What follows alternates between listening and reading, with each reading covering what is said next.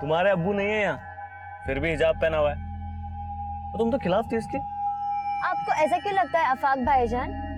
मुझे इस तहजीब से कोई शिकायत नहीं है, पर शायद आप ये सोच रहे हैं मैंने ये उतार दिया तो अब्बू से मेरी चुगली करने का आपको मौका मिल जाएगा। क्यों? गलत सोच रहे हो तुम मेरे बारे में।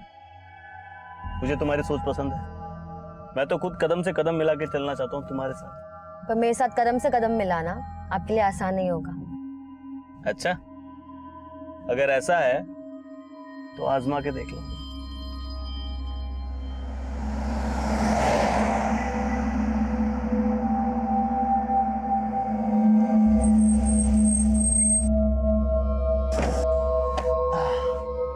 चलिए, अल्लाह हाफिज। अच्छा, सिर्फ किताबों में सर मत खपाना, ये जिंदगी उससे भी ज्यादा दिलचस्प है।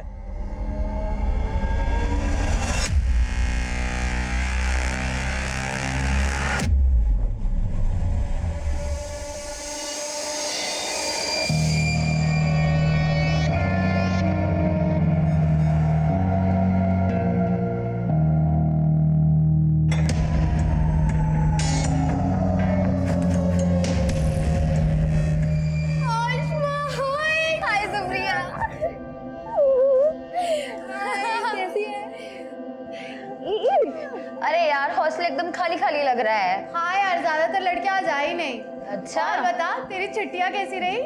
एकदम रॉकेट।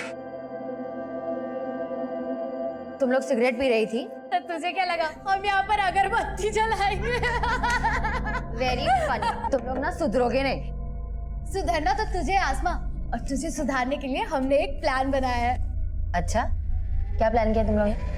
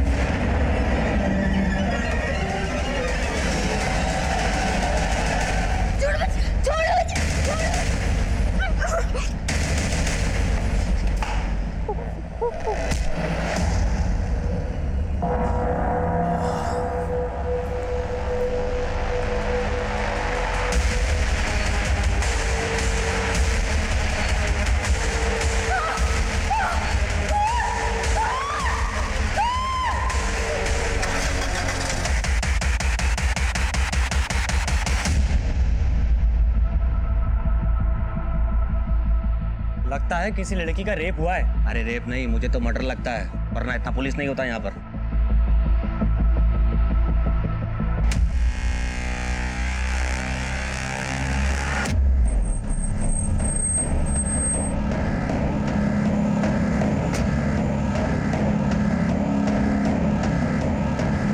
जय हिंद सर, बहुत ब्रूटल मर्डर है सर।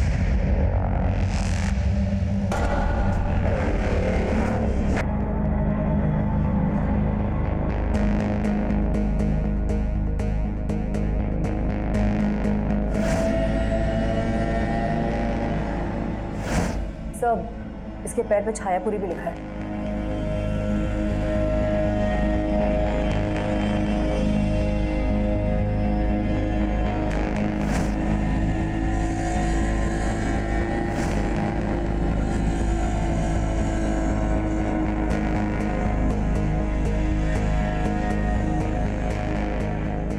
सर, इस रूम में आसमा के अलावा 2 लड़कियां और रहती हैं। एक सुप्रिया जो अभी हॉस्टल में है, और दूसरी लड़की दिवाली वेकेशन से अभी तक आई नहीं है वापस।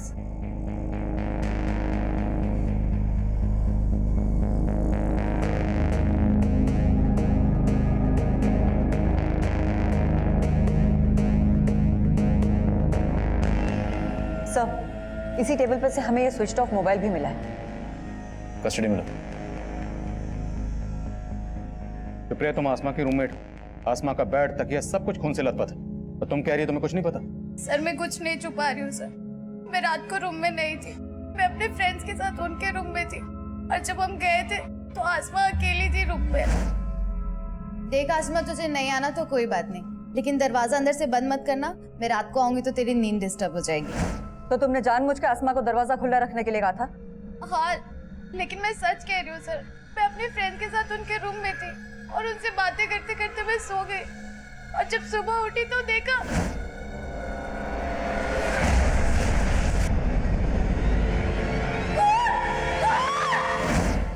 सर, सुप्रिया बिल्कुल सही कह रही है, ये हमारे साथ ही थी पूरा टाइम। लेकिन यहाँ पे इतना सब कुछ हो गया। पहले आसमा पे हमला हुआ, फिर उसकी बॉडी को खींचकर बाथरूम तक ले जाया गया, और तुम लोग कह रहे हो कि तुमने कोई आवाज ही नहीं सुनी। रूम में पंखे की आवाज इतनी तेज थी, हमें सच में नहीं पता चला कि आसमा के साथ इतना सब कुछ हो गया।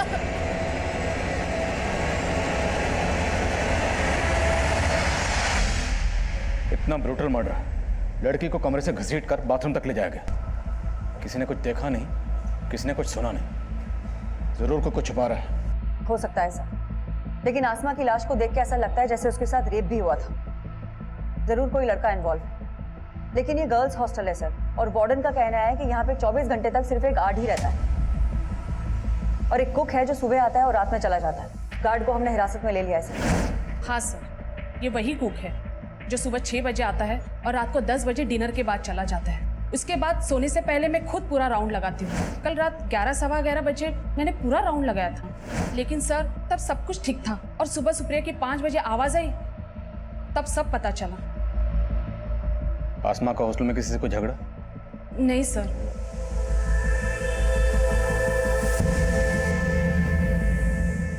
कल शाम तक हॉस्टल में कोई भी लड़की नहीं थी सर, तो ये भी हो सकता है कि कोई पहले से ही हॉस्टल में जाके छुप गया हो, और जब कल लड़कियों ने ज्वाइन किया तो ये कांड करके भाग गया।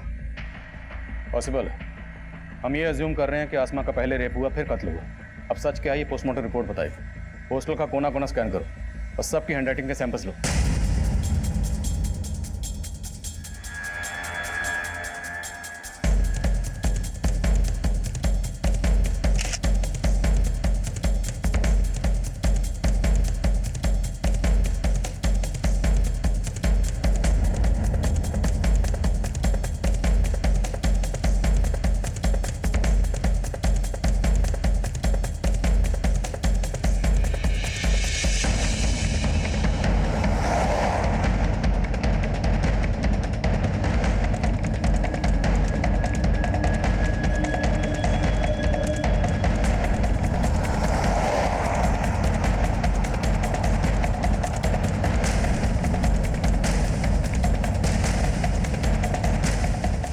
ये इतना ऊंचा है सर कि यहाँ से आना और भागना दोनों ही पॉसिबल नहीं है।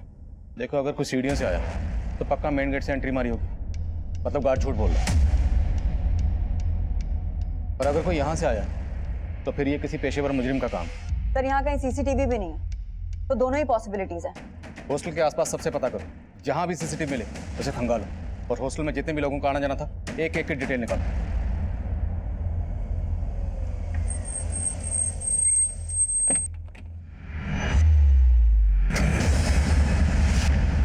भैया हुआ क्या है? मैडम, आपकी बेटी का रेप करके मर्डर कर दिया गया है, इस बारे में आप क्या कहेंगी? क्या बकवास कर रहे हैं आप? ये बात सही है तुम्हारा? नहीं नहीं नहीं नहीं, कुछ नहीं हुआ है।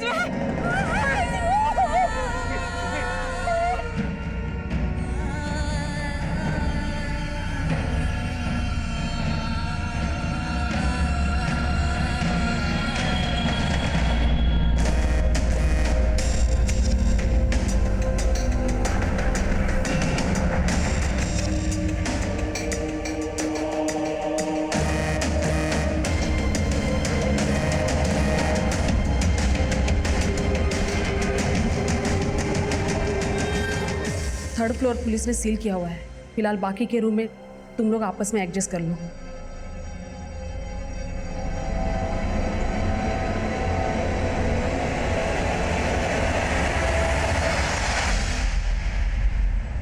मैं ऐसे कैसे विश्वास कर लूं कि मेरी आसमा? आप बैठिए, बैठ। मुझे कुछ नहीं पता, मुझे एक बार मेरी बेटी को दिखा दीजिए प्लीज, मुझे एक बार मेरी मेरी बेटी को देख लेने दीजिए ना मैडम। मैम आप बैठिए रिसा, प्लीज।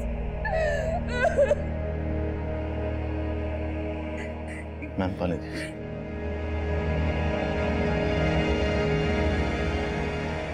देखिए आसमा की बॉडी को हमने पोस्टमार्टम के लिए भेजा है। मैं वो सब कुछ नहीं जानती, मुझे बस एक बार मेरी बेटी से मिल लेने दीजिए, एक बार। देखिए मैं समझ सकता हूँ एक माँ के नाते ये वक्त आपके लिए आसान नहीं है, पर मैं आपको बताना चाहता हूँ कि आसमा की बॉडी की जो हालत है वो देखना आपके लिए और भी मुश्किल होगा। आपके कह देने से मैं मान लूं कि मेरी बच्ची, अरे कल ही तो उसे हंसता खेलता देखा था। अम्मी इतनी मुश्किल से पैक किया था, अपने ऑफिस खोल दिया। अरे ये देख, घर के बने लड्डू हैं, तूने रखना ही भूल गई थी। अब्बू आप इतने चुप चुप क्यों है? लगता है अभी भी मुझसे नाराज है। बेटा ख्यालात तो तेरी अम्मी से भी नहीं मिलते हमारे, फिर भी निभा लिया ना। तू तो बच्ची है हमारी। वाह फूफा, अस्सलाम वालेकुम फूफी। आज ये आसमा झुक गया या जमीन पे रह के आप भी आसमा छू बैठे? अफाक भाईजान, अफा की तरह जलना तो आपकी फितरत है ना? जब देखो अब्बू और मेरे बीच में आग लगाते रहते हैं। तो कल रात को इसे हॉस्टल ड्रॉप करके आया था और आज सुबह। देखिए जिस तरह से आसमा को मारा गया काफी दिल दहलाने वाला है। ये जरूर किसी ऐसे शख्स का काम है जिसकी आसमा से गहरी रंजिश रही होगी। तो क्या आसमा ने कभी आप लोगों से इसके खिलाफ कुछ कहा था? नहीं सर, उसने कभी कुछ ऐसा नहीं बताया।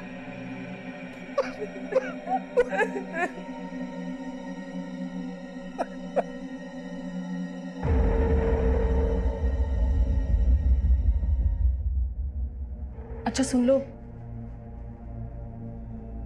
आई होप तुम समझ गई हो कि मैं क्या कहना चाहती हूँ। Yes ma'am. डोंट वरी, मैं तुम्हारे साथ हूँ, मैं सब संभालूंगी। अच्छा अब तुम जाओ।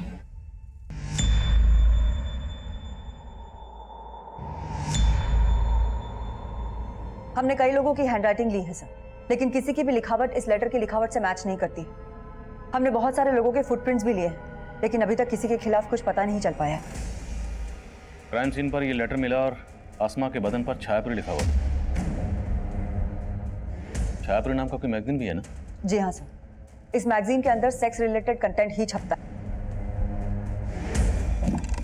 मैं कमिंग सर? क्या मैं? सर आसमा की प्रीलिमिनरी पोस्टमार्टम रिपोर्ट आ गई है। तरफ आसमा की जिंदगी के पन्ने पलट कर देख रहे थे, वहीं दूसरी तरफ हमें इस केस में किसी बाहरी एंगल की पॉसिबिलिटी भी नजर आ रही थी। इसलिए हमने शक की बुनियाद पर कई हिस्ट्री शीटर्स को उठाया।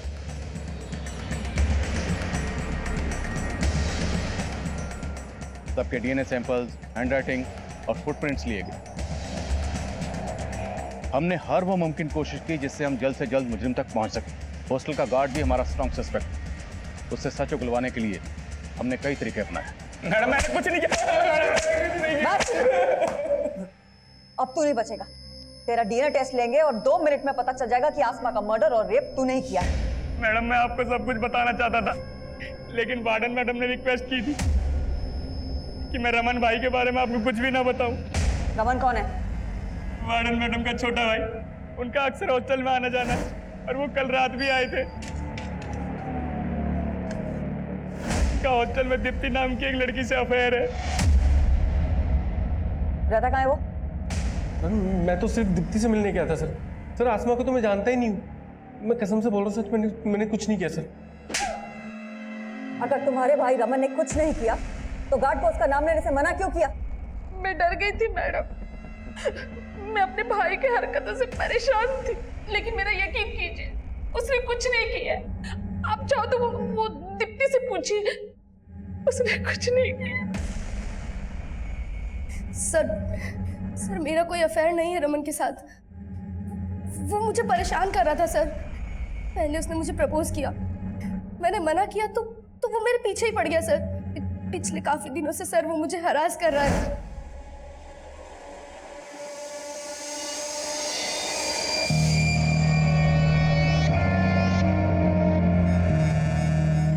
मैं उसका फोन नहीं उठा रही थी तो वो उस रात हॉस्टल में आ गया।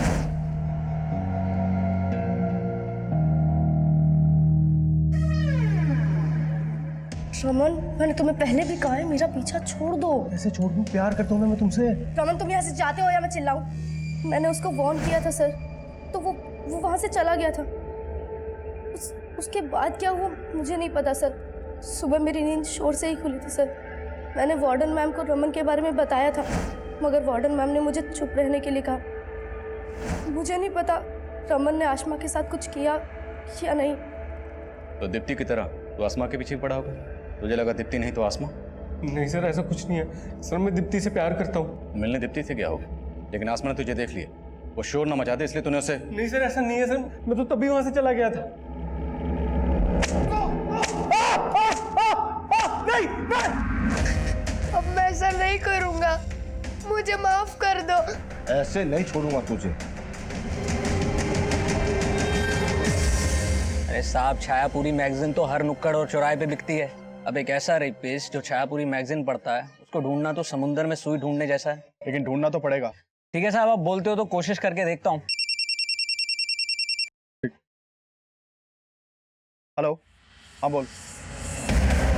सर, गार्ड और रमन दोनों वहीं अटके हैं, लेकिन उनके फुटप्रिंट का साइज क्राइम सीन पे मिले फुटप्रिंट के साइज से मैच करता है। मैंने दोनों के डीएनए सैंपल्स भी ले लिए हैं सर, लेकिन रिपोर्ट आने तक वेट करना पड़ेगा। ये दोनों इतनी आसानी से कुछ नहीं उगलने वाले। क्राइम सीन से हमें जो आसमा का फोन मिला था उसे अच्छे से स्कैन करो, उससे हमें कोई ना कोई क्लू जरूर मिलेगा। मैगविन सर। हमें सर, हमने हॉस्टल के आसपास के सारे सीसीटीवी खंगाले। क्राइम वाले दिन हॉस्टल के पीछे की तरफ एक कार वहां के सीसीटीवी में कैप्चर हुई थी। सर, मैं वहाँ की फुटेज लाया हूँ।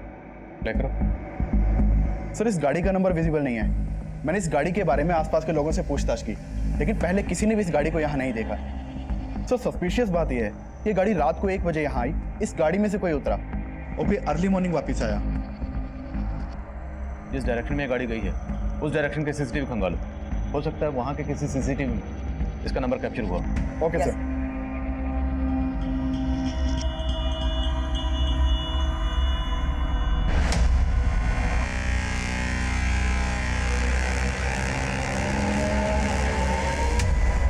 अनुराग, इधर आना। Yes ma'am. ये आसमा के फोन पे अफाक नाम के लड़के के 5 मिस कॉल है। मैम, अफाक तो आसमा का कजन है जो आसमा के पेरेंट्स के साथ आया था। अफाक ने आसमा को 5 बार कॉल किया, लेकिन आसमा ने एक भी बार रिसीव नहीं किया। लेकिन बाद में आसमा की अपनी मदर से बात हुई है। ये चक्कर क्या है? आसमा के पेरेंट्स से दोबारा मिलना पड़ेगा। ये वही गर्ल्स हॉस्टल है जहां आसमा का इतना ब्रूटल रेप और मर्डर हुआ, पर पुलिस अभी तक इस केस में नाकाम नजर आ रही है। अब अफसोस करने का क्या फायदा? वक्त रहते अगर आसमा के पर काट दिए होते तो यह दिन नहीं देखना पड़ता। चारों तरफ इज्जत का कचरा हो रहा है। आपको अपनी इज्जत की पड़ी, अपनी बच्ची का कोई दुख नहीं। दुख है मुझे, इसीलिए कोस रहा हूं तुझे। एक नहीं सुनती थी मेरी। पता नहीं वहां किस लड़के के साथ चक्कर चल रहा था उसका। वहां उसके साथ इतना कुछ हुआ और आप उसको ही।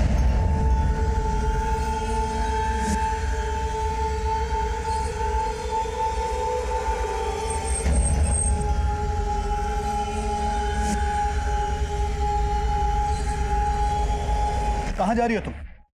मुझे अपनी बेटी को इंसाफ दिलाना है और आपको ये साबित करना है कि मेरी बेटी गलत नहीं थी। गलत वो था जिसने मेरी बेटी के साथ।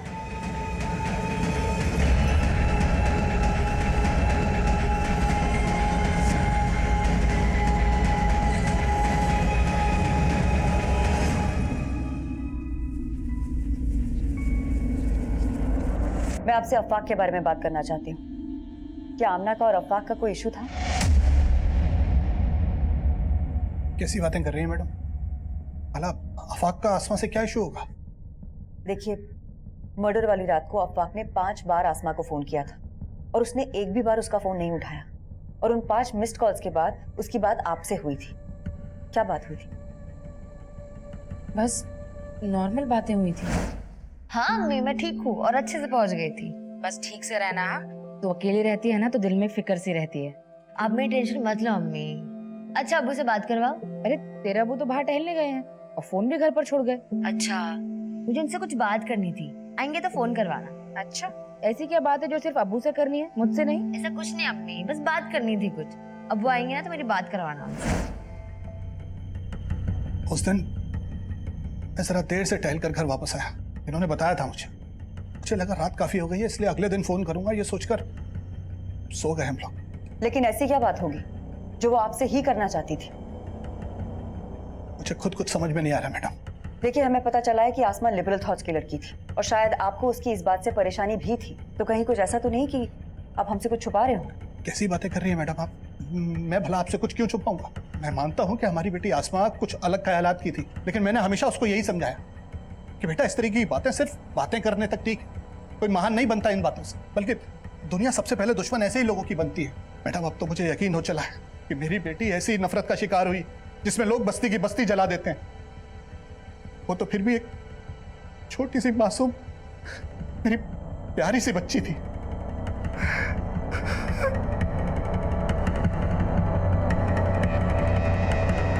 ठीक है, मैं आता हूं। सर, मैंने ब्रोथल में फील्डिंग लगाई तो एक टिंडा नाम के आदमी का मालूम चला। कौन टिंडा? ये आदमी है साहब, ब्रोथल में काफी आना जाना है इसका, काफी वैशी है ये आदमी। वो टिंडा है ना, दिमाग से एकदम सटका हुआ है। जो भी उसके साथ जाती है ना, उसका हालत खराब कर देता है। एक नंबर का जानवर है, जानवर। आप एक बार देख लो, हो सकता है ये वही सनकी आदमी हो जिसे आप ढूंढ रहे हैं। आसमा के पेरेंट्स से अफाक के बारे में बात की? सर, वो अफाक पे कोई शक नहीं जता रहे और अफाक से मैं खुद मिली थी ये जानने के लिए कि उसने उस रात आसमा को इतने सारे कॉल्स किए क्यों थे।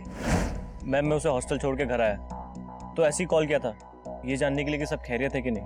लेकिन उसके साथ कुछ ठीक हुआ नहीं और उसने तुम्हारे कॉल्स भी रिसीव नहीं किए। क्यों? पता नहीं मैम, मुझे लगा सो गई होगी।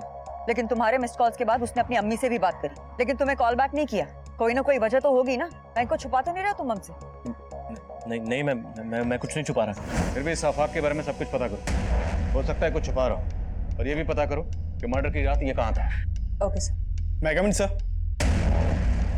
सर, हमारे खबरियों से इस तेजस उर्फ टिंडा नाम के आदमी की इंफॉर्मेशन मिली है। सर, इसके बारे में जो भी पता चला उस हिसाब से शक किसी के ऊपर जाता है। सर, मैंने चेक किया, मर्डर वाली रात इसका फोन हॉस्टल वाले एरिया में ही एक्टिव था। उठाओ इसे। Yes sir.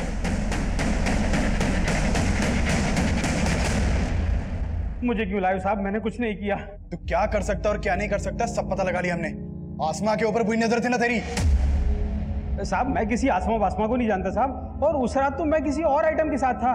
किसके साथ था? उमा साहब, प्रोस्टिट्यूट है। मैं मानता हूँ साहब, मैं ऐसा ही हूँ, सिर्फ प्रोस्टिट्यूट्स के साथ ही सोता हूँ। लेकिन साहब, आज तक मैंने कभी किसी आम लड़की के ऊपर बुरी नजर नहीं डाली साहब। टिंडा के पैर के साइज क्राइम सीन पर मिले फुटप्रिंट के साइज से मैच कर रहे हैं। लेकिन सर, ये टिंडा बहुत मोटी चमड़ी का है, बहुत तोड़ा, लेकिन फिर भी कुछ नहीं उगला। इस टिंडा का भी डीएनए और हैंडराइटिंग सैंपल लो। सर, आज सुबह संत नगर पुलिस ने विक्रमपुर एरिया से एक अज्ञात गाड़ी जब्त की है। ये देखिए सर, ये विनय नाम के एक आदमी की गाड़ी है जो संत नगर में रहता है। सर, उसने अपनी गाड़ी चोरी होने की कंप्लेन लिखवाई थी, और सर ये गाड़ी उसी शाम चोरी हुई है जिस रात आसमा का मर्डर हुआ है, और इस गाड़ी का कलर उस कार के कलर से मैच करता है जो गर्ल्स हॉस्टल के बैक साइड में देखी गई थी। ये गाड़ी चुराई गई संत नगर से, जो उस हॉस्टल से 7-8 किलोमीटर की दूरी पर है। तो कोई इतनी कम दूरी तय करके कार चुराने के बाद मर्डर करने क्यों आएगा? मेरा मतलब है, चोरी की हुई कारें ज़्यादातर लूट और रॉबरी में इस्तेमाल होती या फिर लाश डंप करने के लिए, लेकिन यहाँ तो रात भर लाश भी उस हॉस्टल में थी और अगली सुबह तक ये कार भी वहीं थी। और अगर ये कत्ल इसी कार चुराने वाले ने किया है तो ये इतनी देर वहाँ क्यों रुकेगा?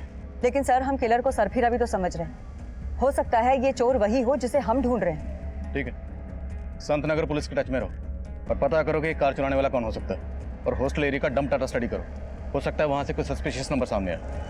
यस। आपने अफाक को आसमा के साथ हॉस्टल क्यों भेजा था? अभी अचानक तुमने अजीब सा सवाल क्यों पूछा? सवाल तो ये है कि आसमा आपसे क्या बात करना चाहती थी जो उसने मुझे नहीं बताई, या आपने अफाक को कुछ बोला जो मुझे नहीं बताया?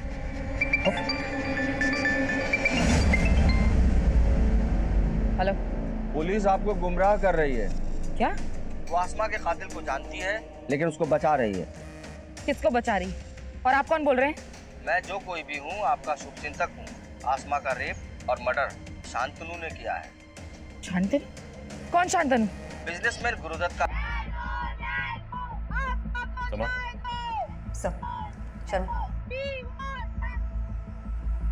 आसमा को न्याय दो, न्याय दो, न्याय दो, आसमा को न्याय दो, न्याय दो, न्याय दो। We want justice, we want justice, आसमा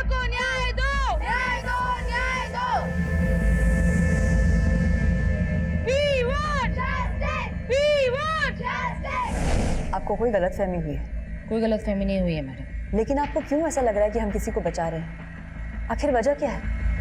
आसमा का रेप और मर्डर शांतनु ने किया है। शांतनु? कौन शांतनु? आप उस बिजनेसमैन के बेटे शांतनु को बचा रहे हैं। शांतनु? मैम, ये शांतनु अनिरुद्ध का दोस्त है, जिसका नंबर हमें सुप्रिया के कॉल रिकॉर्ड से मिला था। वो मर्डर वाली रात शांतनु का नंबर भी हॉस्टल वाले एरिया में ही बंद था। लेकिन उस पीसीओ से फिरोजा को किसने फोन किया था, ये हमारे लिए जानना बहुत जरूरी है। एक काम करो, अनिरुद्ध, शांतनु और सुप्रिया, इन तीनों को लेकर आओ और पीसीओ पे भी जाके आओ। Okay ma'am. तो अनिरुद्ध और शांतनु, तुम लोग उस रात हॉस्टल गए थे या नहीं? हाँ सर, ये दोनों गर्ल्स हॉस्टल में आए थे, लेकिन सर ये लोग मुझसे और मेरी फ्रेंड से मिलने आए थे। उस रात हॉस्टल में ज़्यादा लड़कियां नहीं थी, इसीलिए हमने पार्टी प्लान किया था। मैंने आसमा को भी इनवाइट किया था सर। व्हाट? तू उन लोगों को यहाँ बुला रही है? पागल हो गई सुप्रिया? किसको पता चला ना तुझे यहाँ से निकाल देंगे। लेकिन उसने आने से मना कर दिया, फिर हम लोग दूसरे रूम में पार्टी कर रहे थे। तुम्हारे हॉस्टल में मेल्स के आने पर पाबंदी है या नहीं? तो तुम लोग हॉस्टल में कैसे घुसे, वो भी इतनी रात को?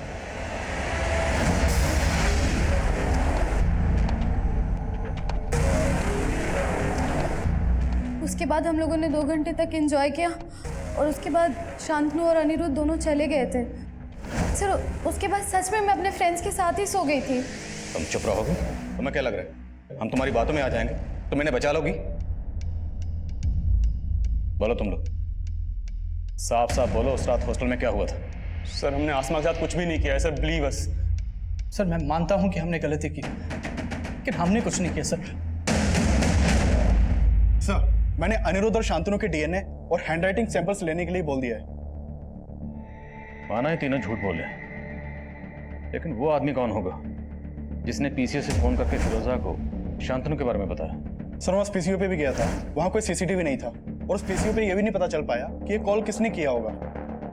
हमारी रडार पर सिर्फ शांतनु नहीं बल्कि अनिरुद्ध, सुप्रिया, हॉस्टल वार्डन सुनीता, सुनीता का भाई रमन और टिंडा भी शामिल थे। इन सबको हम स्ट्रॉन्ग सस्पेक्ट मान रहे थे, लेकिन सवाल यह था कि वो गुमनाम कॉलर कौन था जिसने आसमा की अम्मी को फोन करके सिर्फ शांतनु को आसमा का गुनहगार बताया था, जिसकी वजह से आसमा की अम्मी ने एक ऐसा जज्बाती कदम उठाया और उस कदम को मीडिया ने इतना उछाला कि लोग अब हमारी काबिलियत पर ही शक करने लगे थे। मुझे इस केस से हटाने की मांग उठने लगी थी, लेकिन मेरे सीनियर ने मेरा साथ दिया और अब मैंने तय कर लिया कि मुझे ये केस जल्द से जल्द सॉल्व करना है। हमने सारे सस्पेक्ट को बारीकी से इन्वेस्टिगेट करना शुरू किया।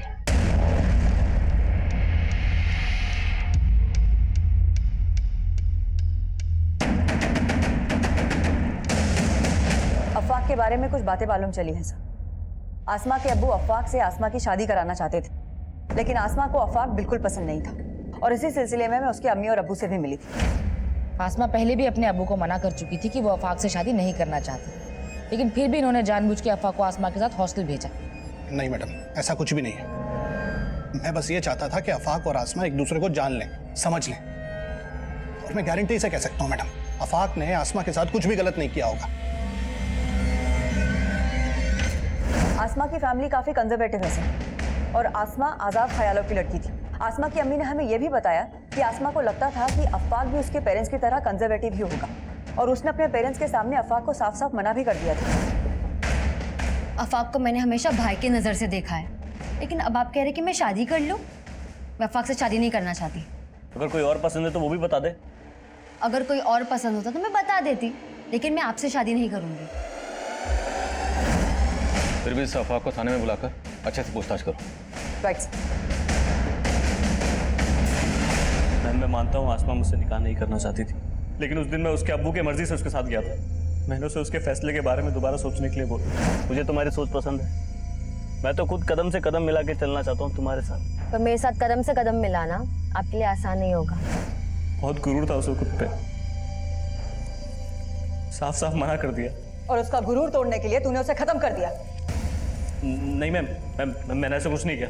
फोन तो करता था ना तू उसे, उसने तेरे फोन नहीं उठाए तो तूने वापस हॉस्टल पहुंचकर उसको खत्म कर दिया। मैंने ऐसा कुछ नहीं किया। मैं तो उससे प्यार करता था, मैं क्यों करूंगा ऐसा? मैम लेके जाओ इसको, इसका हैंडराइटिंग और डीएनए सैंपल ले लेना। मैम मेरी बात, मैंने कुछ नहीं किया।